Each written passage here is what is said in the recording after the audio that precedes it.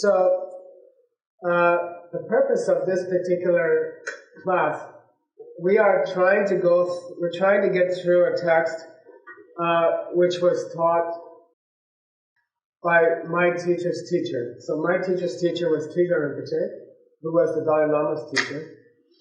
And then Geshe Rinpoche's teacher was Pabongka Rinpoche. And then he gave this teaching in Tibet in 1921, 24-day teaching. And then Geshe Rinpoche, the Dalai Lama's tutor, spent most of his life turning it into a really, I believe, for me, it's the most beautiful book I've ever read. And I live with books, right? And then my teacher spent over 20 years teaching it to us. And then I thought it would be a shame if I didn't pass this on in my lifetime sometime. So we've been, it's a outline of the steps to enlightenment. So it's a very traditional Tibetan and Indian Buddhist teaching, whereby you learn the steps to enlightenment one by one as you go through the book. And then there's a custom called Nyamchi, which the fifth Dalai Lama was very keen on, where you study one of the steps maybe there are 20 steps, okay? So you study one of the 20 steps to enlightenment, and then you go out in the forest with everybody, and you meditate on it for like 10 days together, and you try to go deep into it, and try to get an experience of that path. So I'm just giving you the driver's manual, and then in January we'll start driving. Okay, so I'm reading you the driver's manual, which is kind of in itself kind of weird, right? Sit and talk about meditation. It's like talking about yoga day after day. And then, then after that, you got to go do it, right? So we'll go driving in January. Right? And the idea is that we will continue that way it will take 10 years to finish this book. If we stick to my original schedule, which we're already behind. But anyway, let's call it 10 years. And it will take 2 study sessions of 10 days a year, like this one, and then 2 10-day retreats a year, in which we try to internalize and actually gain a spiritual experience of that step. Okay? So we thought we would go to the end of the book, cover the last great 2 steps, which are how to get into the deepest state of meditation you need to see ultimate reality, and then a discussion of what that ultimate reality is like. Okay? So we thought we would go to the end of the book, cover those 2 subjects, and then go to the beginning of the book in our next 10-day session in April, and start from the beginning, applying our knowledge of meditation and applying our knowledge of ultimate reality to each subject. So for example, one of the earliest steps of the steps to enlightenment is a meditation about your death. Okay? We're trained in the monastery, when you go to bed, you do a meditation on your death. You actually take yourself through they call it the abdominal collapse, the collapse of your body as you go through the death process. So, and what it will look like, what it will feel like. We practice it every night in the monastery. You lay your head on the pillow, you start your death meditation. Right? That has a profound effect on you in your life. You don't waste time. You get very sensitive to your mortality and your fragility, and then everything you do is what do you call it? It has more intensity to it. Your life, everything you do, you get very good at thinking this is your last day, and then whether you're making out with your spiritual partner, or whether you are building your cabin, or whether you are, meditating, everything takes on a much, much deeper intensity and a sweetness, like I'm leaving you tomorrow, let's put a good door on this cabin, or, you get very intense in a beautiful way. In a soft, gentle, beautiful way, you become very intense. You don't waste your time. Even if you go out for a movie, it's intense, and you get into the movie. Because if it was the last movie you ever saw, you'd want it to be a good one, and you're more choosy about your movies. But to do that death meditation with a deep capacity for meditation, if you could go deep, deep, deep into your own death in meditation, and if you could apply the principles of emptiness to your mortality, you could overcome that mortality itself. You would not die. So rather than going through the book in the normal order, we've gone to the back of the book, which is how to go into a state of deep meditation and how to manipulate reality itself. The $158,000 check coming on the first day that ACI opened is not an accident. Right? It was a reality tweaking exercise. Right? By the way, we should thank Harry Goodman, right? Good man, who passed away, not thanking for passed away, but he passed away. I didn't know him personally, but he donated that money to us to start these teachings, okay? And it came on the day we started. If you would like to, if you understand emptiness deeply, and if you learn to meditate in a powerful way, you can affect the events of your world. And if enough people were working on it, we could remove hunger and we could remove poverty by understanding the source code for life itself. The events of history, you can tweak them and you can send them off in a different direction at will, and checks will show up on the day you start the center in Phoenix, all right? But from somebody you never met, okay? And you can use that to help the people in the world, and that's the point. That's the point of what we're doing. Can you learn to tweak reality and history itself in such a way that poverty, hunger, war, and death itself in this world becomes something that used to happen, and not something that happens anymore. People will teach it in history books. People used to die. People used to kill each other. There used to be people die from hunger. People used to get a thing called cancer. And it will all be past tense. You know? There are places like that, and then we just have to work on it a bit here. And you will be the ones to do it. Okay? So anyway, here we go. He was using different arguments to prove that you yourself are not who you thought you were, whether your name is Rob or Natalie or Darren or Rebecca or Vivian. It doesn't matter who you are. He was going into arguments that would demonstrate to ourselves that we are not who we thought we were. If you are who you thought you were, if you exist out there as a solid thing, which is coming this way and not this way, you know, if you are not coming from your own seeds in your mind, but if rather you were born from your mother's womb and you walk through this life in the way we think, then you must die. And there's no cure for the world's pain. Then, if things exist that way, then we can't really change anything, right?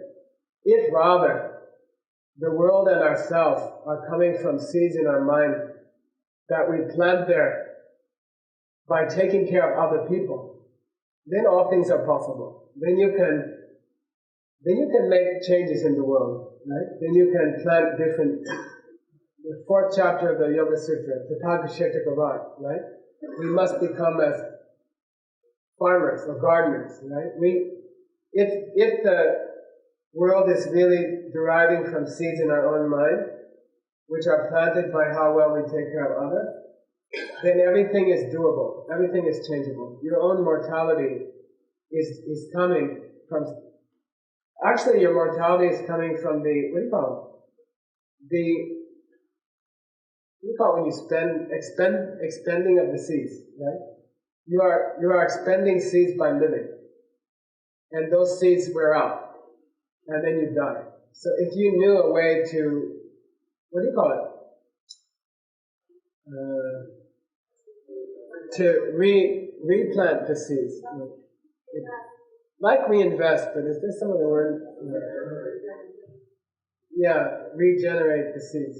If you knew how to plant more seeds for life itself, rather than simply using up your old seeds. It's like you start life with a credit card and you're always drawing on it. If you knew how to make a deposit to that credit card, you wouldn't die. Right? We just don't know how to do that. We are, by the act of living, we are using up the seeds in our mind which make us see ourselves as alive. And unless we plant more seeds consciously in our mind, then we will die. And if you do plant more seeds consciously in your mind, you won't. Okay? So there are many arguments for why you are not who you thought you were, right? Like I have to convince you that you are coming from seeds in your mind, which means I have to convince you that you're not who you thought you were. And then one of those arguments is called Namdun Girikpa. Okay? Say Namdun Ki Rikpa. Okay, so he mentions Namdun Girikpa, but he doesn't explain it. And I thought maybe you'd like to have a good explanation of it. It's very, very, very difficult proof of why you're not who you thought you were. And I'm going to give you, this is from an ancient Indian teacher named Jayananda, probably around 6th or 7th century. But he gave a good explanation of it, okay? So in the back of the car when Ningbo's driving us around, because of the kindness, because of the hard work of the Tibetan women refugees, I can ask the computer, where's the best explanation of this weird ancient proof that you're not yourself? And it will go through 1 million pages in about 10 seconds. And spit out to me the best explanation. Okay, so here it is. And we have to keep going on that.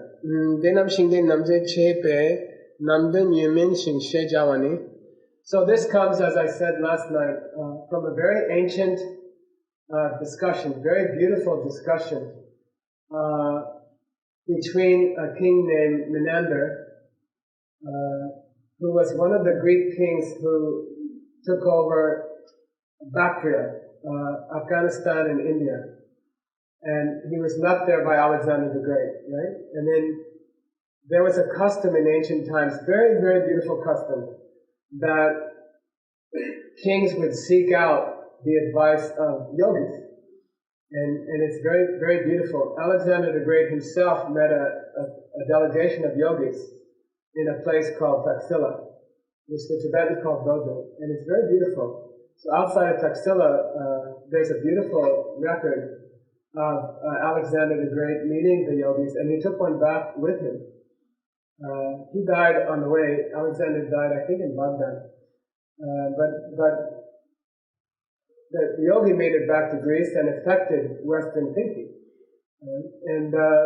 So this Greek king named Menander met a Buddhist monk, an Indian Buddhist monk, in 200 BC, right? And then they have a discussion which was recorded and exists still in the Pali, okay, in Sri Lanka. And we have that text and we taught that text for a while.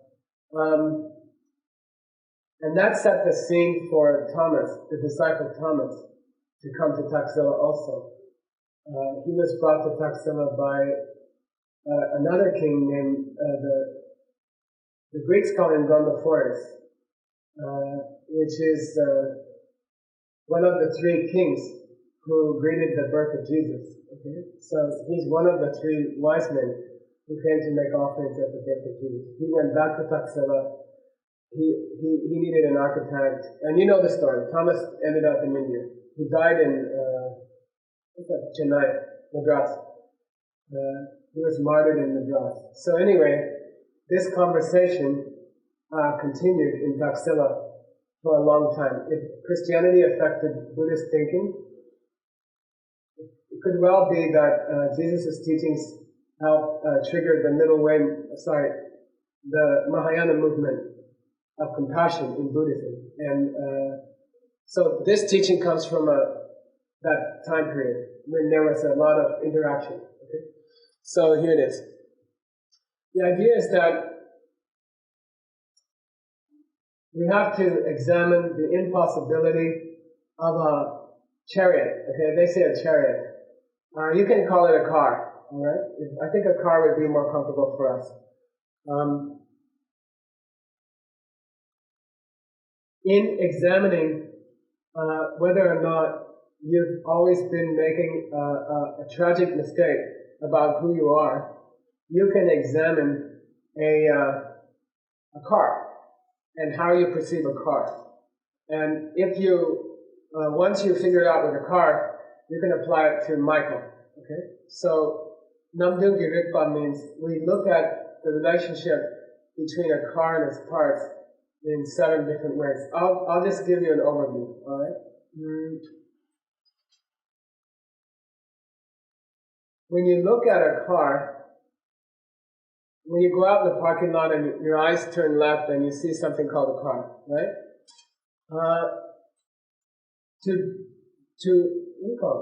To identify it as an automobile, you have to be able to see a few, crucial parts, or definitive parts of an automobile, right? There has to be a decent number of classical automobile pieces there for you to call it a car, okay? Like, it should have 4 wheels, traditionally, normally.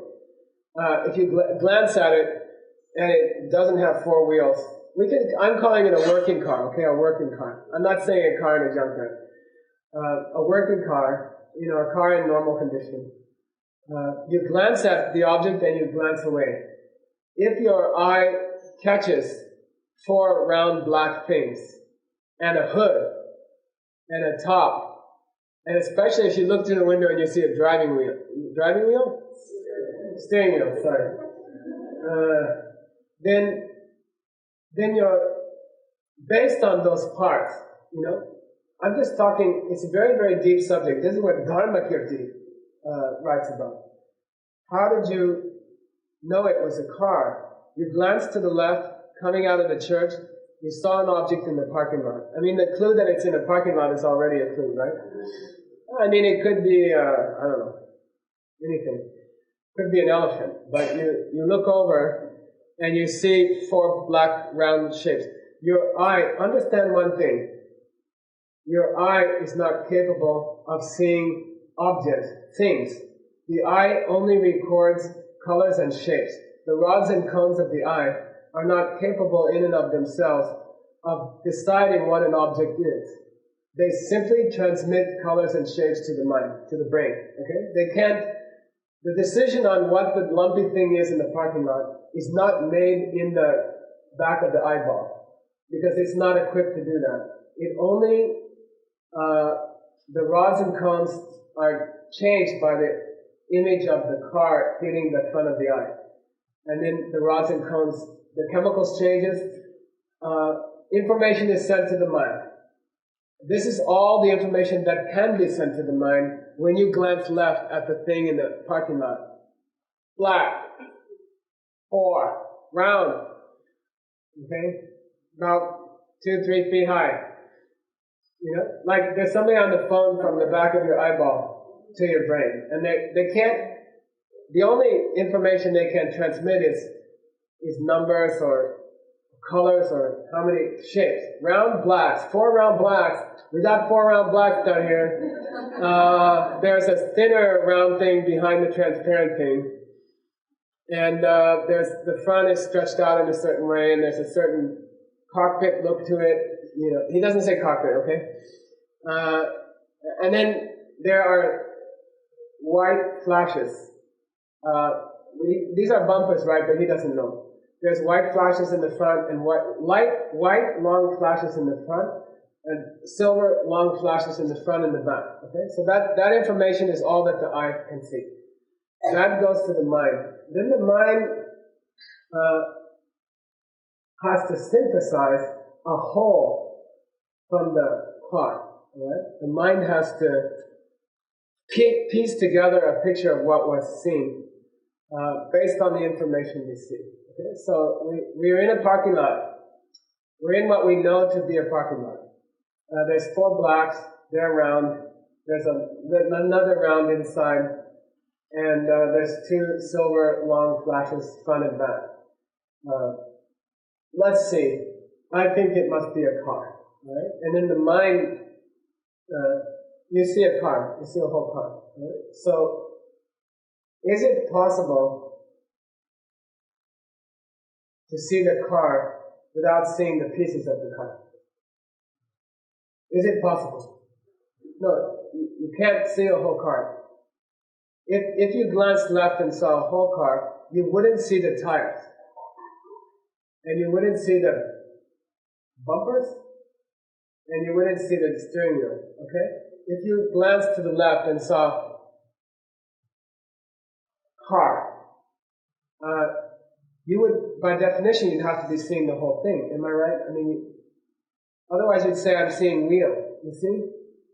If you focus on the black round thing, wheel, and you turn away, all you can say is, I saw a wheel. Alright? So, somehow, when you glance left, you see a whole thing. Right?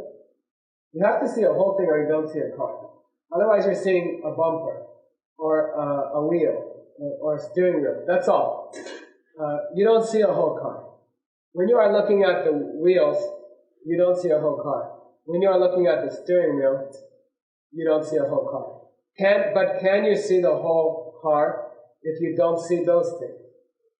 No, because you can't recognize it as a car. You must see a whole thing, and then you must focus in on different pieces that are indicative.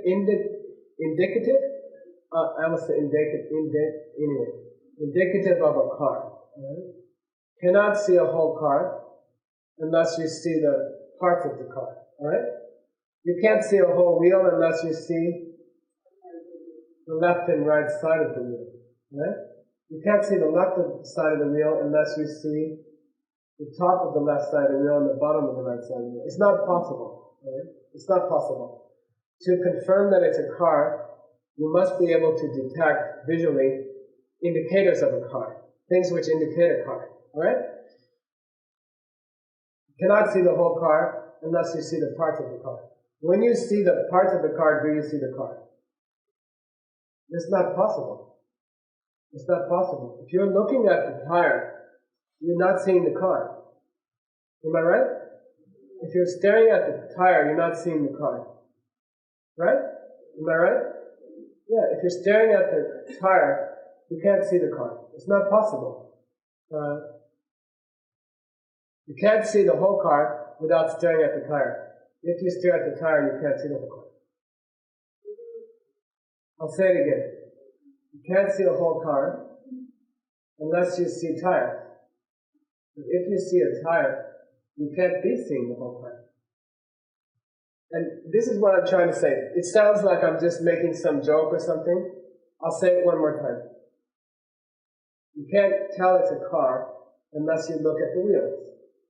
Tires. If you do look at the tires, you're not looking at the car anymore. Alright? Can't see the car unless you see the tires, and if you are seeing the tires, you can't see the car. But you do it somehow. Okay? Understand one thing. Just get one thing and that's enough for today. Alright? We're close to 5. We got 10 more minutes or something. Just understand, try to grasp one thing. When you think you're seeing a car, it's not possible what you think you're doing. Alright? You cannot be seeing a car. It's not possible. Right? That little, conundrum that I just stated, which was, you can't see the whole car unless you can't identify it unless you look at the tires. If you do look at the tires, you can't see the whole car. By definition, you can't see the whole car. You can't see the car unless you see the tires, and if you do see the tires, you can't see the car. What you think you're looking at is not possible. Right? What you think is going on is not possible. This is just one of 1,000 arguments for emptiness. Alright? It's just one. You can do the pen thing, you can do the aspen thing. This is Namdingyurikma. This is very, very ancient. From just at the time of Alexander the Great and his teacher named Aristotle, who sent a guy along with Alexander to keep an eye on him. And Alexander killed him. That's another story. That's a way to get rid of irritating teachers.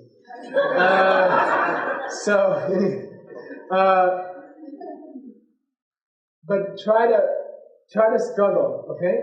You go home today, at least for 1 or 2 days, try to struggle with this, okay? You cannot be seeing what you think you're seeing. It's not possible.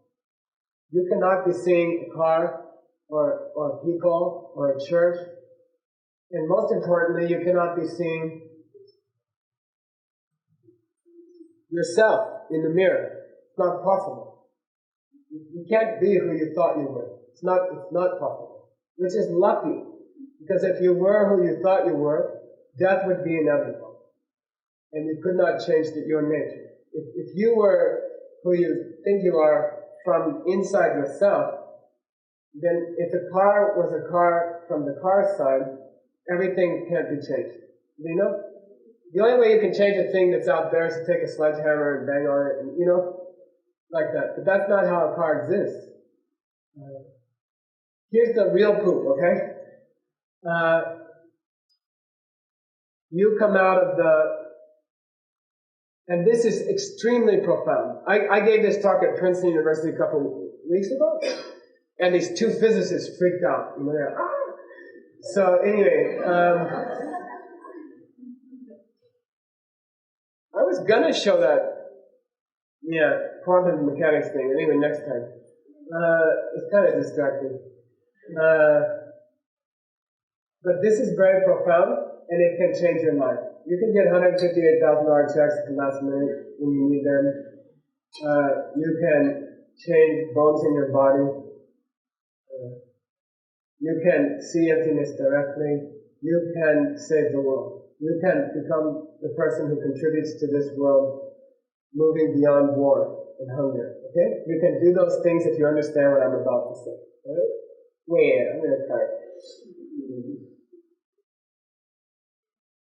When you come out of the church and you glance at a car, what's really happening is that you see, your eye does see certain indicators, okay?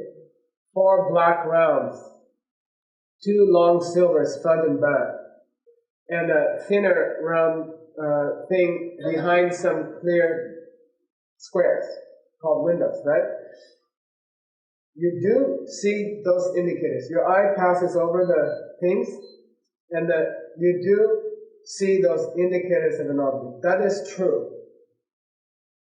But everything from then on is not true. Right? What happens then? The information is sent to your mind, and your mind synthesizes a car. Your mind makes a picture of a car, an impossibly perfect picture of a car, because you can see 4 wheels. You feel like you see 4 wheels. Can you? You can't. Really, you can see pieces of them, maybe if you get down low enough. Anyway, your mind fashions an image of a car, right?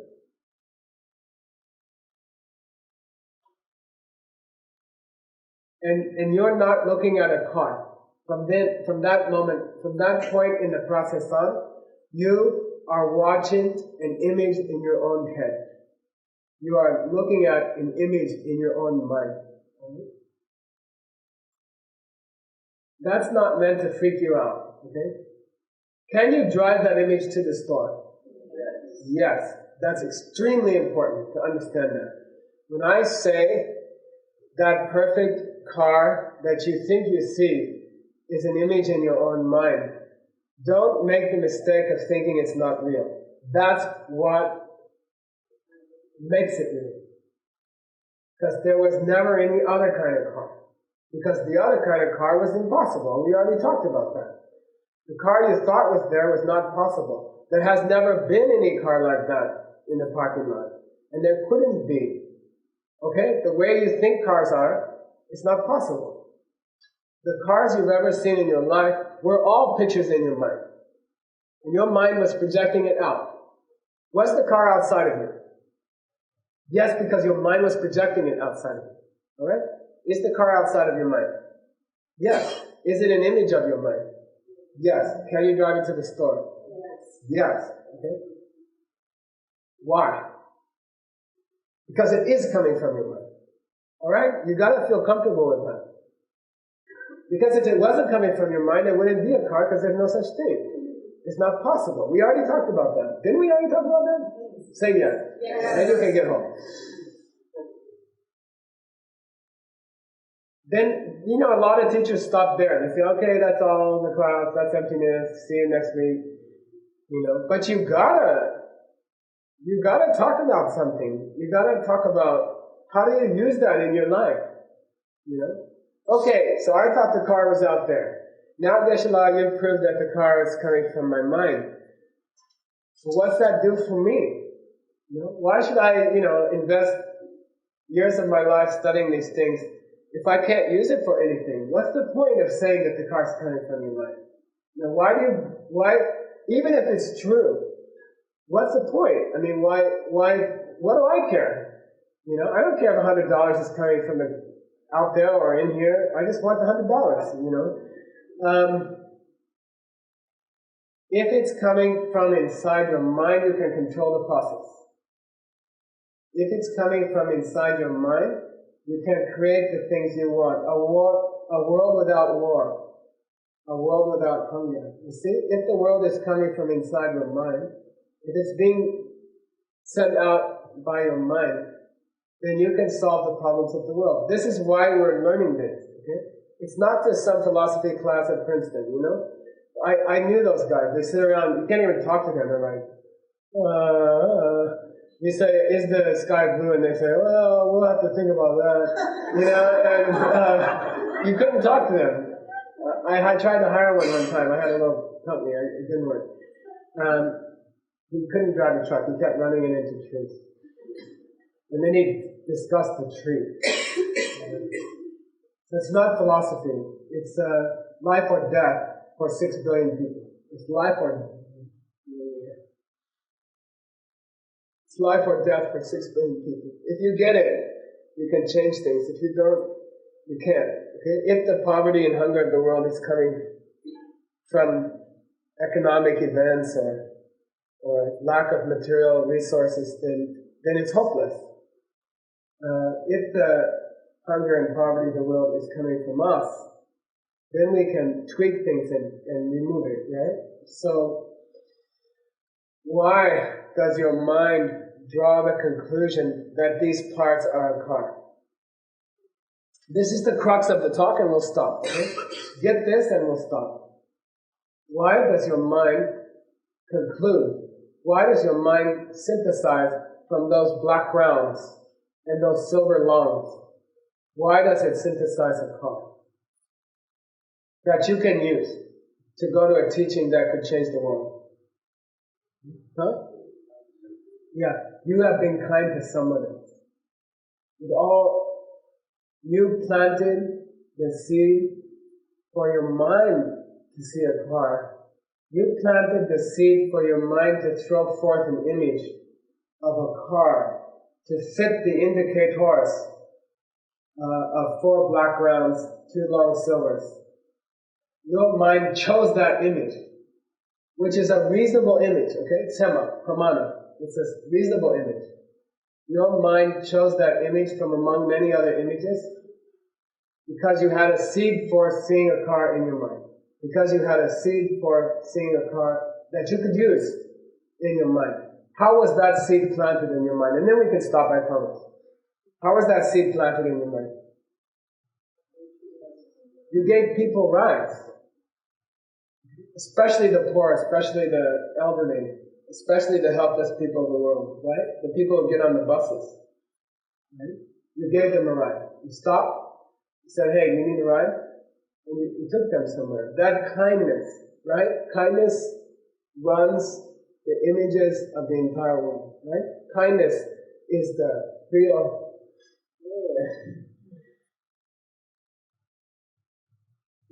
substance of the world, right? It's not physical.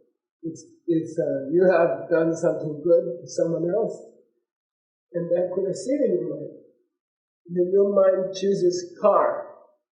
Your mind chooses a picture of a car to put on those pieces because you've been kind to someone with a car, right? You use the car to serve somebody. And then your mind throws forth an image of a car. It's very, very beautiful. So your kindness is creating all the objects around you, right? So you have to be kind. You don't have a choice, right? You have to be kind. And then if everyone learned to be kind, everybody have a car. I was in Germany recently, and then this guy raises his hand and says, "Geshe, that's a problem." I said, "What?" He says, "Can you imagine the pollution?" Then I said, no, you don't know where the seeds of pollution is coming from. You just make an electric car in your mind. And he was okay with that. Alright. So we made a really good karma. That's Nandun Yuripa. We made a really, really, well, that's one of the 7, okay? But anyway. Ningbo, you have to remember where we stopped for next April, okay?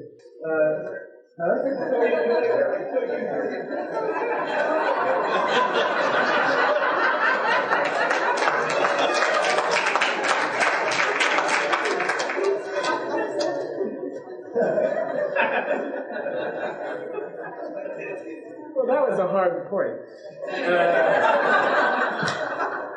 So, no, I could just roll over that point, and people do, right? But you should know what it is, right? Okay, anyway. We did a really good karma. We talked about things that could change the whole world. And as I mentioned before, the world is changing. You are changing the world. Weird things are happening.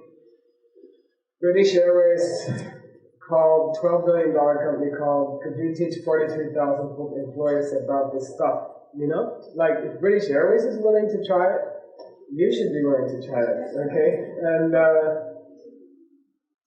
you will be the people who bring these ideas to the world, okay? You will be the people. Whether you're going to the 3 retreat, and we bid you well,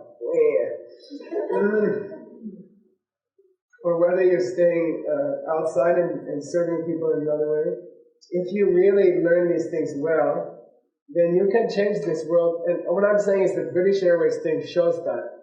It shows that it's possible. We can affect thousands of people. They carry 37 million passengers a year. If we affect those 43,000 workers, then strange things can happen. When you start going into the core of your mind with the meditation instructions that we studied all week, and at the core of your mind, you can make very weird changes to reality. And the world will change, okay? Because it's coming from the core of your mind. Okay? So, make a decision that you will learn this teaching, right? It will take 10 years. The good things take time. And then you will pass it on to other people in your own time. You know, you will carry it to the next generation. Okay, Mazal? You have to try. Okay, you have to make a commitment to learn it, and then pass it on to others. Then we can change the world. Then we can help the world. Okay, Mazal? I'm asking you one more time because it wasn't very good. Mazal. Okay. All right.